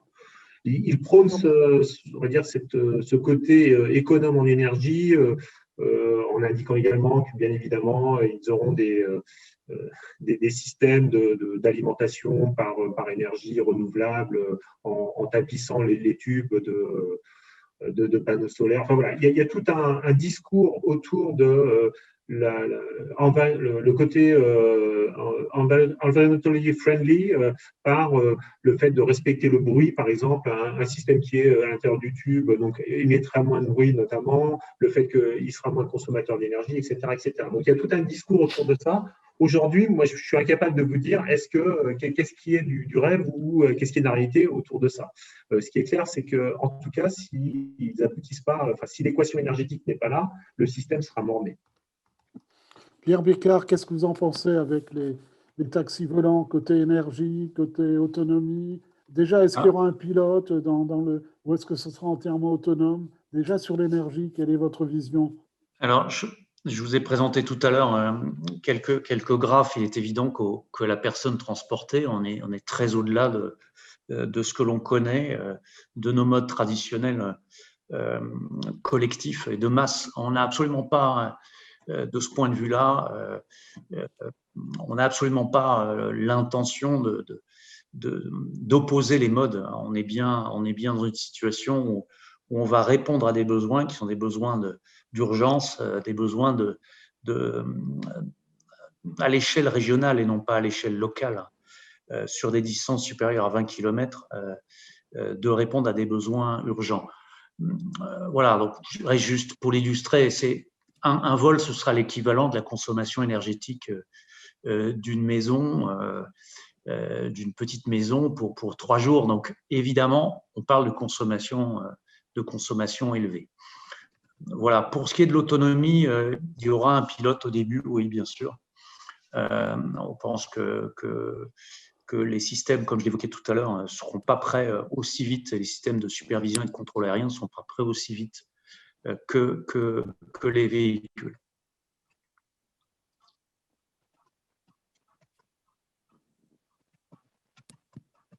Ah, on ne vous entend plus, là, on ne vous entend plus. J'ai terminé. D'accord. Côté infrastructure, est-ce qu'il y aura des infrastructures spécifiques? Est-ce que ce sera les aéroports? Est-ce que ce sera Comment vous voyez les infrastructures avec les avions? Et également, pareil, pour les autres questions, pour les 3 autres débatteurs. Bon, on sait qu'on Les infrastructures, elles sont issues de ce que vous connaissez des hélistations sur les établissements hospitaliers. Donc, on parle d'infrastructures assez légères, probablement sur des toitures d'immeubles pour s'insérer le mieux possible dans l'environnement urbain. Et puis, évidemment, les infrastructures, on les trouvera on les trouvera sur les nœuds de connexion et en particulier sur les aéroports, bien entendu. Côté coût économique, parce que ça revient sans arrêt, quel est le modèle économique derrière? Parce que quand on parle de transport public, on voit des coûts assez pris en compte par la collectivité. Est-ce que ça sera pareil? Est-ce que là, c'est une approche un peu plus privative, comme les taxis, enfin, actuels? Comment vous voyez la chose? Ouais, on est absolument pas, encore une fois, à vouloir opposer les modes. On est vis-à-vis de ce mode dans un schéma qui se rapproche beaucoup plus du transport à la demande, du transport partagé. On a vocation à offrir une nouvelle solution de déplacement qui vienne encore une fois s'intégrer dans le mix mobilité et pour toujours limiter l'usage du véhicule individuel, puisque c'est l'objectif. Alors, en termes de coûts, difficile à dire aujourd'hui. Quoi qu'il en soit, l'objectif visé, il est de proposer des solutions qui soient à des niveaux comparables à celui de solutions de type mototaxi. Voilà, avec un bénéfice, encore une fois, qui va être très élevé en matière de temps de déplacement, puisque on a évidemment l'opportunité de se libérer des bouchons et de voler entre 100 et 180 km/h en fonction de la typologie et de l'architecture matérielle, comme je l'évoquais tout à l'heure, suivant qu'on vienne de l'hélico ou de l'avion. Pour les technologies du style Hyperloop ou train à sustentation magnétique, est-ce qu'il y a des aspects de métaux rares, de consommation de terre, enfin pour les aimants en particulier? Est-ce que finalement, on ne va pas retomber dans un problème de gestion de minéraux assez rares, assez recherchés et assez chers? Oui, bien sûr. En fait, je pense que dans tous les systèmes actuels ou futurs de transport, on va retomber sur des véhicules électriques et ces véhicules électriques, enfin les Hyperloop, il y a certains concepts qui sont aussi basés sur des batteries, qui sont donc on retombe systématiquement sur le même genre de challenge que sur l'ensemble des autres systèmes de transport qui sont en cours d'étude. Donc oui, bien évidemment. Les contacts que moi j'avais pu avoir avec Virgin Hyperloop, ils se tenaient au courant notamment de l'évolution des performances des batteries pour voir à quel point on pouvait embarquer ou pas à bord des batteries de quelle technologie. Et donc ils se projetaient sur les futures performances des batteries pour adapter leur design de leur véhicule. La SNCF est partenaire, si je comprends bien, du projet Hyperloop avec Elon Musk. Sur quelle ligne vous envisagez de mettre, sur quelle distance? Est-ce qu'il y a déjà des réflexions sur le marché voyageur, puisque c'est plutôt voyageur que marchandises? Alors, il y a les deux projets. Hein. Il y a des projets cargo également qui sont en cours, hein, notamment pour désengorger les ports, par exemple. Enfin, on peut imaginer qu'aujourd'hui, d'éliminer, enfin de faire que les marchandises qui sont aujourd'hui stockées dans les ports puissent qu'il y ait des ports secs en fait, et donc et ça existe. Hein, il y a des projets, enfin ça existe. Il y a des projets qui sont, on va dire, des études de préfaisabilité autour de ça. Mais malgré tout, c'est pas effectivement, c'est plus souvent des compléments aux Hyperloop passagers. Pour répondre à votre question, en France, à ma connaissance, la seule vraie étude qui a été réalisée, c'est celle de Transpod pour une liaison Marseille-Nice. La problématique en France, c'est qu'on a déjà un maillage hyper important au niveau ferroviaire et on ne peut pas imaginer qu'une liaison Hyperloop, enfin une future liaison Hyperloop, si elle se construit, elle sera de toute façon sur un itinéraire qui n'est pas déjà desservi par des liaisons ferroviaires. Enfin, on voit mal comment ça pourrait s'imaginer comme ça. On peut aussi dire que l'Hyperloop a une pertinence principalement sur des distances qui sont un petit peu plus longues, hein, au-delà de plusieurs centaines de kilomètres. Et donc, construire une infrastructure de plusieurs centaines de kilomètres, c'est plusieurs, c'est des centaines de millions, voire des milliards d'euros, et donc ça ne pourra pas se faire comme ça. Donc, en France, Le aujourd'hui, il n'y concurrent, a c'est pas vraiment l'avion de ou c'est le projet. train à grande vitesse? Pardon? Le concurrent, c'est le train à grande vitesse ou c'est l'avion? On est plutôt sur l'avion, mais ça pourrait être aussi notamment sur les distances. Enfin, ça pourrait être un concurrent du Thalys, par exemple, hein, sur des distances européennes où on relie des grandes villes européennes. Pourquoi pas? Alors, dernier point peut-être, bon, qui n'est pas souvent évoqué, malheureusement, c'est le client là-dedans. Est-ce que vous pensez que le client va rentrer facilement dans l'hélicoptère, dans le taxi volant? Est-ce qu'il va rentrer facilement dans un train sans conducteur? Est-ce que le client va rentrer facilement dans un train à suspension magnétique? Est-ce qu'un client va rentrer dans un hyperloop où il y a le vide, donc peut-être qu'il faudra un masque à gaz en cas de sécurité? Enfin, qu'est-ce que vous en pensez chacun et chacune? Enfin, chacun. Je peux peut-être du coup continuer. En quelques mots, moi, ce qui m'interroge, c'est dans le ferroviaire aujourd'hui, on se pose énormément de questions, notamment sur l'accessibilité et l'accès aux personnes à mobilité réduite.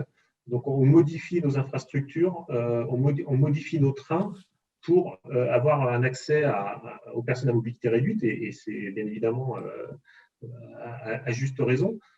Cet accès-là dans les futurs moyens de transport tels qu'Hyperloop, je vois assez mal comment on pourra intégrer ces contraintes qui sont déjà très très fortes dans le cadre ferroviaire, mais dans des systèmes comme Hyperloop, ça me paraît complètement rédhibitoire. Je continue alors sur le volet maglev, hein, puisque ça, c'est une notion qui a été prise avec beaucoup d'attention enfin, il y a maintenant plusieurs années, voire 2 ou 3 dizaines d'années, par les Allemands et les Japonais, qui ont ouvert leurs lignes, c'est-à-dire qui ont transporté des centaines de milliers de personnes, hein, c'est-à-dire le week-end, les gens comme on pouvait aller visiter le château de Fontainebleau, eh bien, on allait faire un tour maglev, hein, pour justement sonder un petit peu, attirer la confiance, qui sont des systèmes effectivement sans conducteur, hein, en parasoi. Donc, bon, voilà, c'est un élément de réponse. Côté train autonome, SNCF. Oui, ben c'est très bien. Du coup, on a déjà un tout petit peu de recul. Il est difficile de prédire ce qui pourrait arriver. On n'est pas à l'abri voilà, d'une montée, on va dire, une phobie qui monte là, de façon un petit peu comme ça, qui part de rien. Cela dit, on est assez confiant.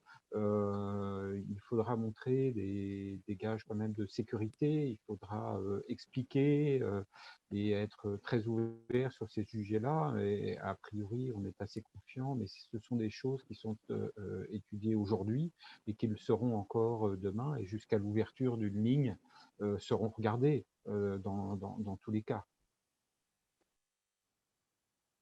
Alors, il y a une dernière question importante là, Et puis pour ce qui est un spectateur a posée, c'est enfin un auditeur, spectateur, enfin sur les problèmes de sécurité. Qui va donner l'autorisation de circulation à Hyperloop?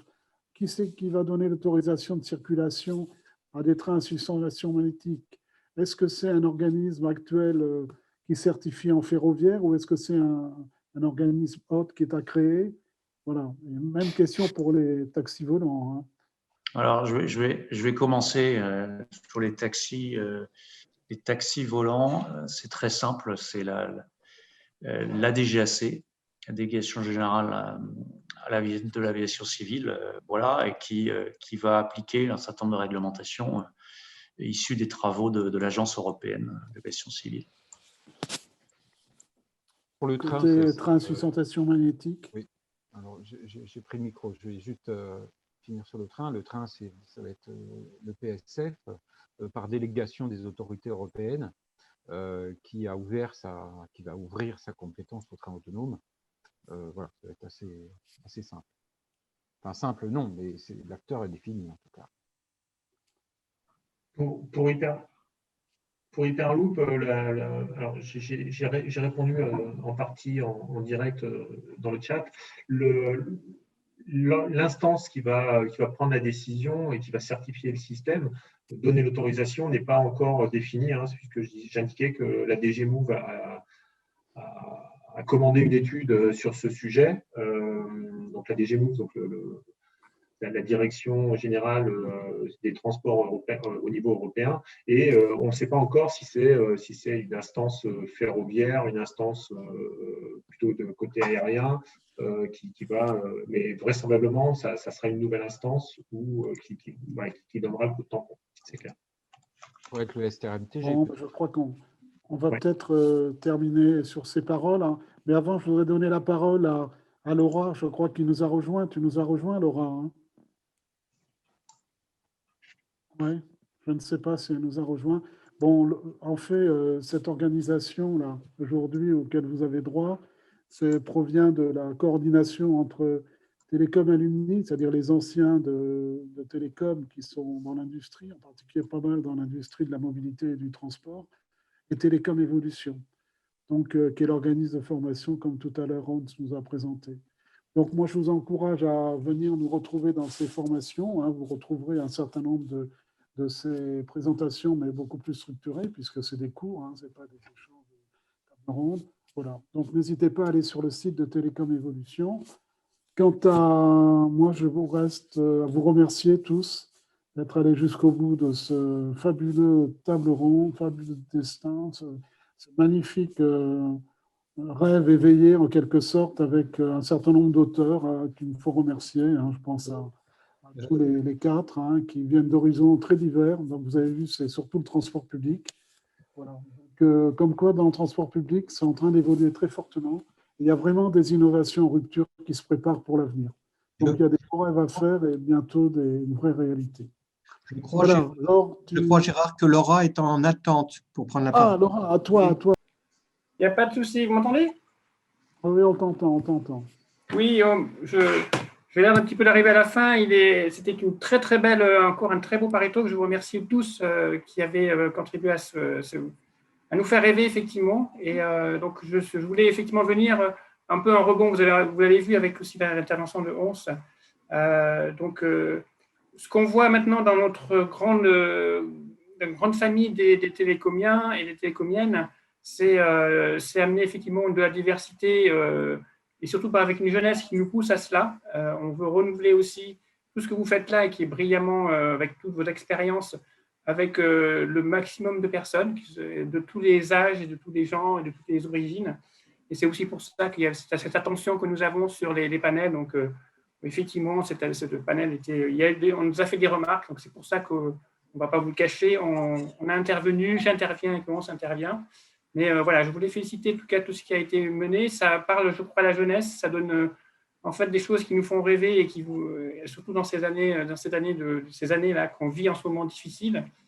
Donc voilà, je vous remercie. Et l'idée, j'espère, c'est que ça fera amener dans vos équipes, dans tout ce que vous faites, des jeunes femmes, des jeunes hommes, des gens de la diversité, parce que ça en vaut le coup. Donc je vous remercie beaucoup et on prend rendez-vous pour les prochaines occasions.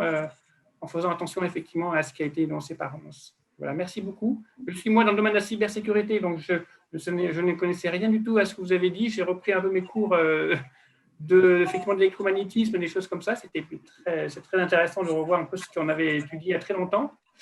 Il y a justement beaucoup de numérique aussi dans ce que vous faites. C'est sûr que sans ça, on ne pourra jamais faire tout ce que vous avez présenté. Donc voilà, du rêve et de la science et de la technologie dans ce Pareto. Je vous remercie. C'était une très belle, c'était malgré ce qui a été énoncé, une très belle conférence. Merci à tous. Donc, vous pourrez retrouver sur le site, hein, tous les slides qui ont été présentés, même un peu plus, puisque bon, on a été obligé d'en couper quelques-uns.